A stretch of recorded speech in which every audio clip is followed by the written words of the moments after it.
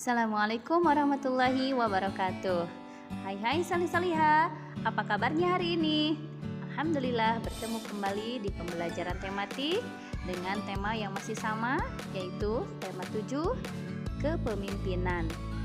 Baiklah nandaku salih-salihah, kali ini materi yang akan Ibu sajikan yaitu tentang pengamalan sila kedua pada Pancasila. Salih-salihah masih ingat apa lambang dari sila kedua Pancasila? Ya, betul.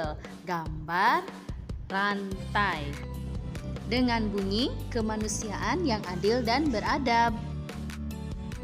Dewasa ini, negara Indonesia mengalami banyak sekali konflik kemanusiaan. Segala macam konflik ini telah meluruhkan keluhuran martabat manusia Indonesia yang pada zaman dahulu sangat diagungkan.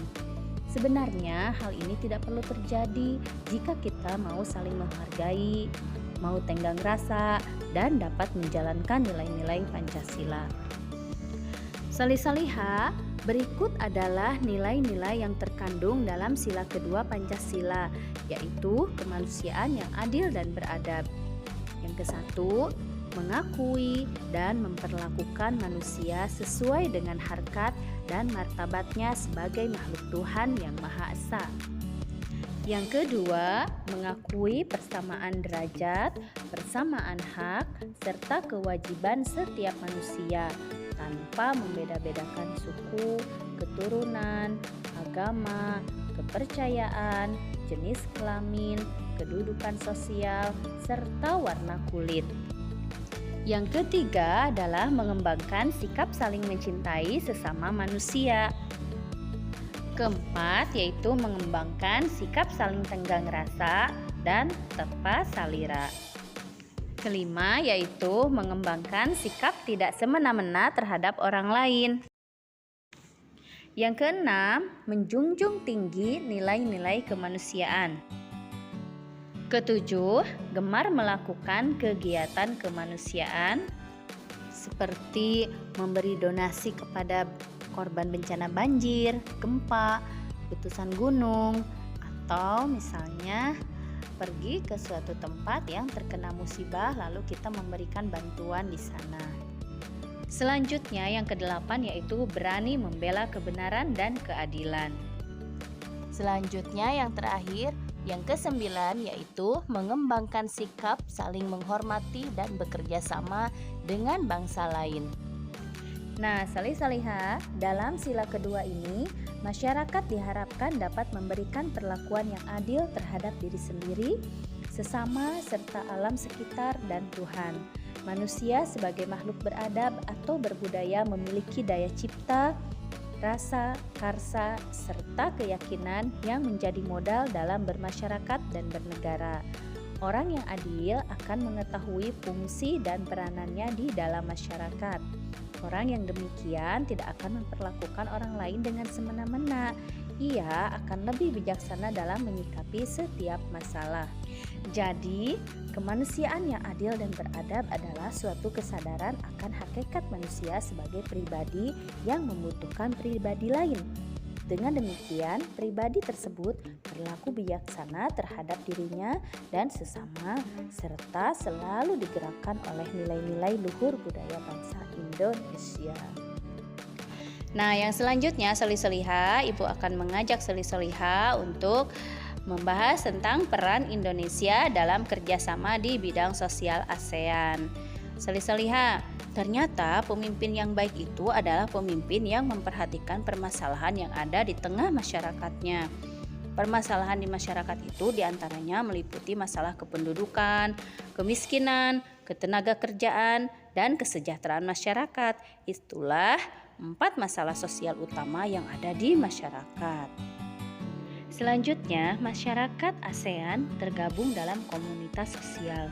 Sebagai komunitas masyarakat, ASEAN juga harus mengatasi tantangan masalah yang ada di bidang kependudukan, kemiskinan, ketenaga kerjaan, dan kesejahteraan masyarakat.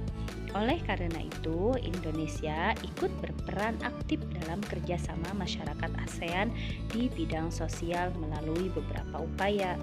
Yang pertama, menyepakati pembentukan ASEAN Ministerial Meeting on Women atau AMMW. Tujuannya untuk meningkatkan kerjasama kemajuan dan perlindungan hak perempuan. Yang kedua yaitu menjalin kerjasama kepemudaan dengan mengadakan temu karya pemuda ASEAN. Kerjasama ini menitik beratkan pada unsur youth leadership, entrepreneurship, dan employability. Yang ketiga, menjalin kerjasama di bidang kepegawaian dan administrasi.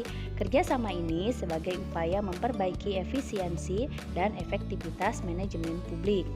Yang keempat, menjalin kerjasama penanggulangan, pemberantasan, penyalahgunaan, dan pengedaran gelap narkoba atau P4GN di tingkat regional ASEAN.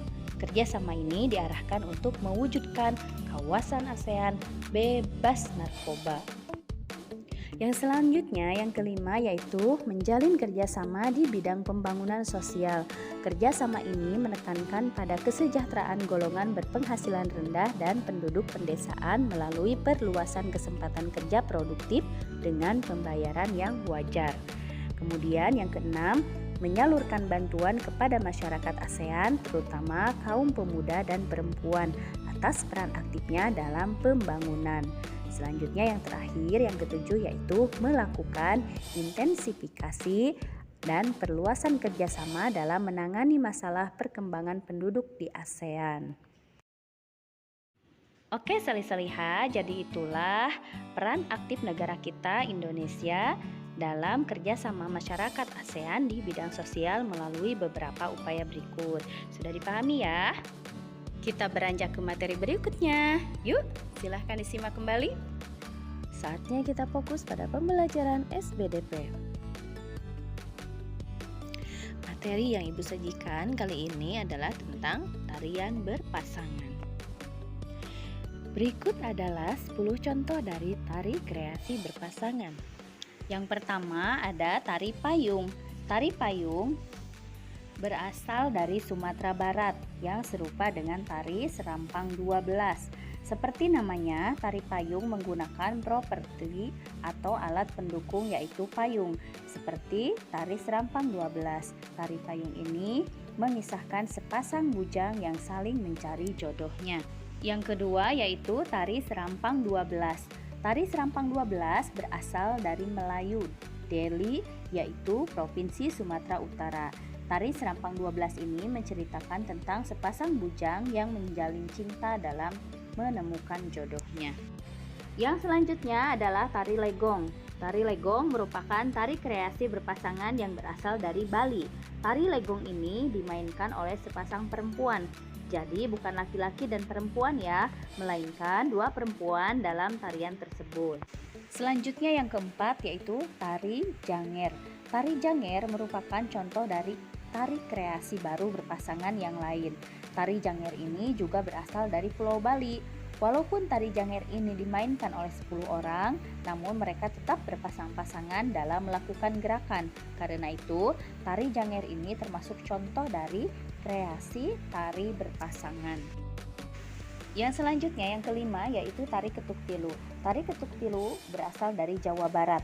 Tarian ini merupakan tarian yang masih mengangkat nilai-nilai budaya dalam tarian.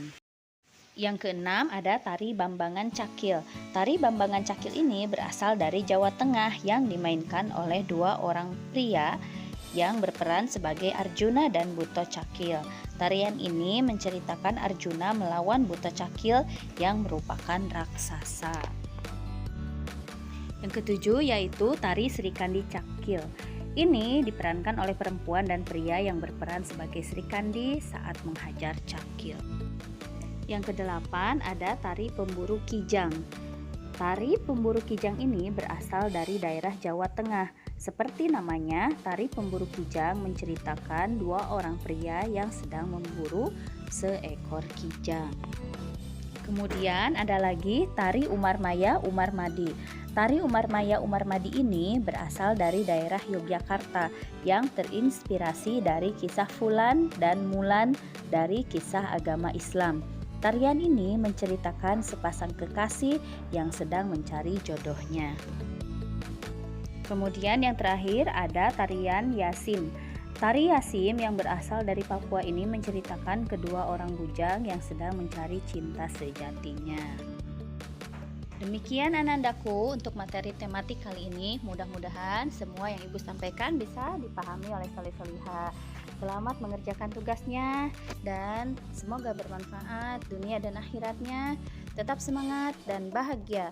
Wassalamualaikum warahmatullahi wabarakatuh.